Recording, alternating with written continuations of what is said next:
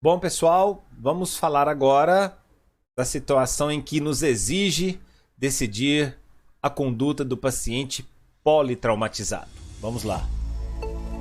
ATLS.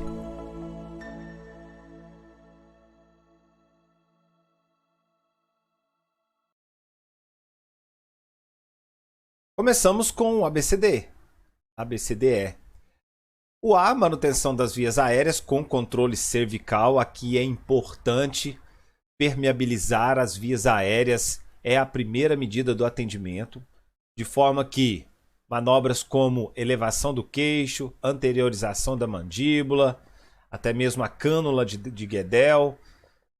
Está aí a ilustração de como deve ser feita a elevação e anteriorização da mandíbula.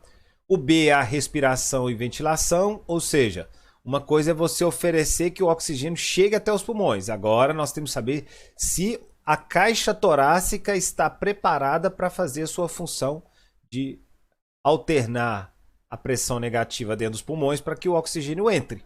Então a gente não vai resolver nada aí. Então a gente vai permeabilizar as vias aéreas no ar e agora a gente vai buscar possíveis lesões com risco imediato, pneumotórax hipertensivo, hemotórax maciço, tamponamento e lesões na árvore brônquica. Nós já falamos um pouco dessas situações, né? Lesões abertas também, né? Um hemotórax aberto. Bom, e a circulação, a gente tem que pensar em oferecer volume. Todo paciente politraumatizado com hipotensão e taquicardia, até que é considerado o contrário, é um paciente hipovolêmico. Temos que avaliar a frequência cardíaca, a pressão arterial, a diurese, o nível de consciência. Como que a gente vai avaliar a diurese? Vamos colocar uma sonda nasogástrica aí. Bom, as hemorragias externas, elas devem ser identificadas e controladas através de uma compressão direta, ou seja, então aquele sangrado externo, a primeira conduta é compressão direta. Volume, 2 catéter de grosso calibre. Nesse momento você vai coletar a amostra de sangue para tipagem, prova cruzada, outras situações como beta-HCG. Inicialmente 1 litro nos adultos e 20 ml quilopeso nas crianças deve ser infundido. Enquanto você pensa o que faz, vai dando um voluminho aí. Avaliação neurológica, que é o D. A gente vai avaliar o nível de consciência, o tamanho e a reatividade das pupilas, a escala de Glasgow, aonde menos de 8 esse paciente é considerado comatoso. E o E, exposição com controle de hipotermia. Ou seja, vamos expor o corpo dessa vítima para ver se existe alguma outra lesão, se nos ajuda em alguma situação ali. E claro, controle da hipotermia. A monitoração não invasiva nessa situação do paciente politraumatizado, eletrocardiograma, saturação com oxímetro de pulso. A gasometria deve ser colhida no primeiro exame, no exame primário. E, se possível, também deve ser aferido a pressão arterial. As sondas urinárias e gástricas, a sonda urinária vai avaliar a diurese, que é o principal parâmetro para avaliar a expansão volêmica. Porém, quando eu não posso passar essa sonda vesical? Quando você tem suspeita de lesão uretral. Em que situações? Quando tem sangue no meato uretral, quando tem equimose perineal, ou sangue no escroto, ou fratura pélvica, é as situações em que não pode realizar a passagem de sonda. Atualmente, o deslocamento cranial da próstata ao toque retal não é mais considerado um sinal confiável de que existe lesão uretral. A sonda gástrica também é muito importante, principalmente situações em que vai ventilar essa pessoa de forma mecânica, uma ventilação definitiva, ou em caso de trauma abdominal. São duas situações muito importantes aí. E, claro, a distensão gástrica pode levar a reflexos vagais em crianças, pode aumentar o risco de vômitos e broncoaspiração. E quando está contraindicado a sonda gástrica? Quando tem fratura da base de crânio. E como nós sabemos se existe fratura na base de crânio? o sinal de Guaxinim, que é um hematoma periorbital bilateral, saída de sangue ou líquor pelo tímpano, ou hematoma de mastoide, que é o sinal de Butler. Então, nesse caso, vai optar pela sonda orogástrica. Radiografia é importante quando possível, principalmente para avaliar a bacia e tórax, uma incidência antero-posterior, desde que não interrompa as medidas de reanimação. Nós temos o ultrassom FAST, ele vai ajudar a buscar sangramentos intraperitoneais. É o exame de imagem de escolha em pacientes instáveis. Temos também o lavado peritoneal diagnóstico, mas é mais utilizado o FAST. Caso os vômitos sejam recorrentes e não haja exclusão de hipótese de lesão de coluna, né, também deve ser considerado uma intubação. Ou seja, outra situação em que a gente deve considerar uma intubação é em situações de vômitos recorrentes, né, no intuito aí de proteger a via aérea aí. Trauma de face, fraturas de mandíbula causa a perda do suporte da língua. Então lembre-se, se tem um caso clínico que relata trauma de face, nós temos que fazer algumas coisas aí. Nós temos que aspirar com aspirador rígido e, dependendo da situação, uma via necessária, né, uma via aérea definitiva, uma cânula de Guedel aí. O trauma cervical, né, no caso, por exemplo, instrumentos penetrantes, isso pode deslocar e obstruir as vias aéreas. Lesão direta da laringe ou da traqueia com obstrução e sangramento. Ou seja, quando você tem uma lesão direta na na laringe ou da traqueia com obstrução e sangramento, é claro, é necessário uma via aérea definitiva. Quando se pensa em trauma de laringe, existe a tríade aí, que é o roquidão, enfisema subcutâneo e fratura palpável. Isso, né, é uma situação um pouco mais rara, né? Fala aí que não é comum, não temos essa clínica toda para seguindo o ATLS aí. Com relação ainda ao trauma de laringe, né, a intubação orotraqueal cuidadosa, possivelmente com um fibroscópio flexível. Então essa é a conduta inicial para o paciente com trauma de laringe, essa intubação orotraqueal, né, com fibroscópio flexível. Porém, se isso não é possível, temos que realizar uma traqueostomia, ok?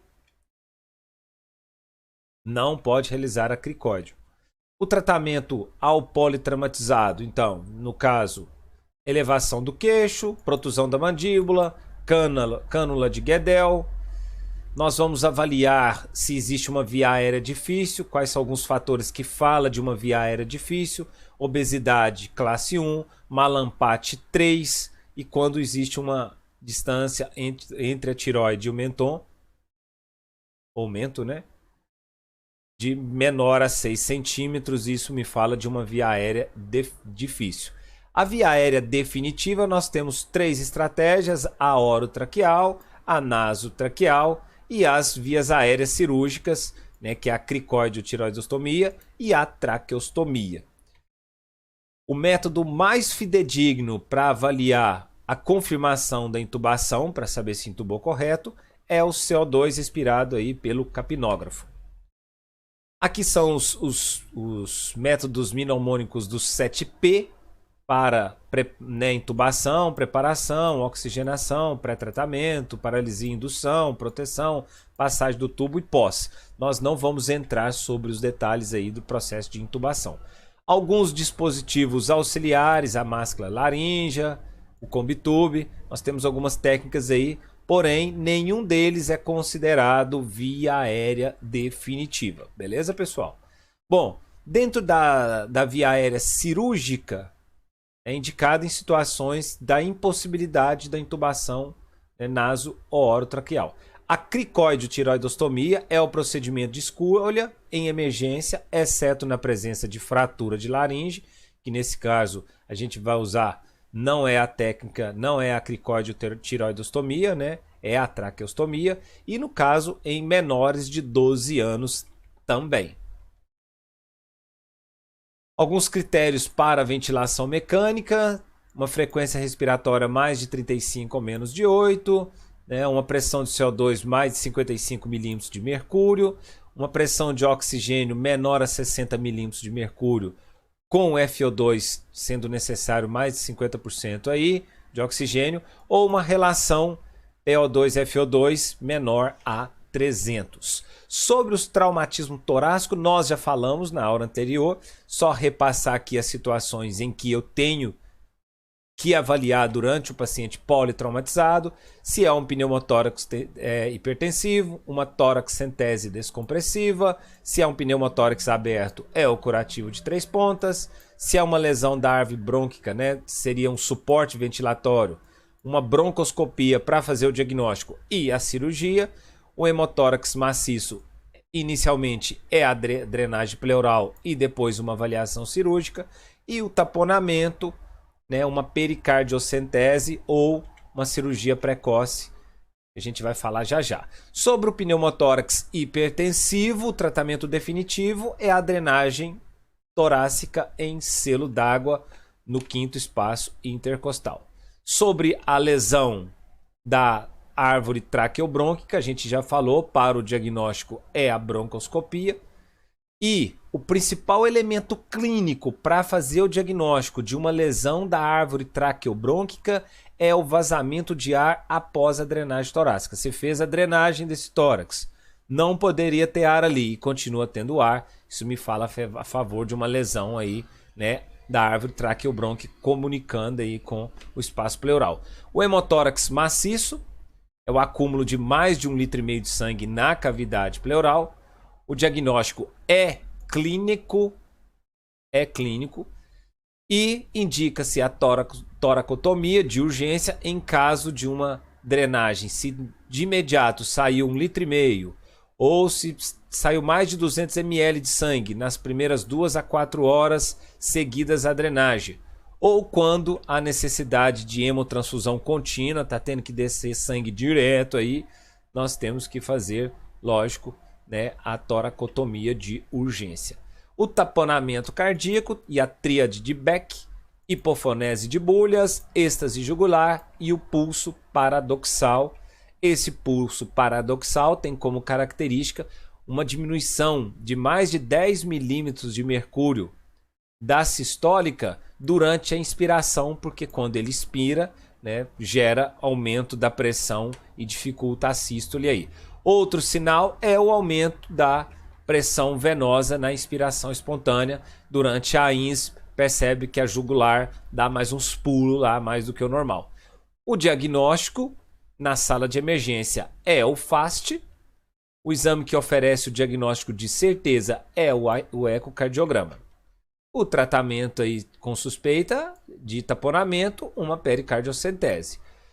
Em casos de taponamento progressivo, né, o trem tá pegando aí, pode considerar a cirurgia de emergência, que é uma janela pericárdia subxifoide. Ok, pessoal? Existe outra técnica também, que é por via transdiafragmática. Caso ele seja submetido a uma laparotomia, pode considerar por via transdiafragmática. Essa zona de Zilder é a zona de confiança para você. É a zona perigosa onde você tem que buscar fraturas e lesões. É uma zona que põe em risco a vida da pessoa, né, que corresponde a esse quadrante. Superiormente, né, o segundo espaço intercostal, inferiormente no 10º espaço intercostal, medialmente na linha paraesternal à direita e lateralmente na linha axilar anterior esquerda. A ruptura traumática da aorta tem como característica um alargamento desse mediastino. Esse alargamento se observa no raio-x, mais de 6 centímetros, um apagamento do botão mamário, um desvio de brônquio fonte esquerdo para baixo. Afinal, né, você houve uma ruptura da aorta e gera, né, acúmulo de sangue ali. A ruptura traumática da aorta geralmente há a história de um trauma de desaceleração, quedas de própria altura, foi ejetado do veículo, colisões automobilísticas então, e o tratamento pode ser feito por cirurgia convencional ou intravascular. O enfisema subcutâneo pode ocorrer por lesão da via aérea, laceração pulmonar e raramente no caso de explosões.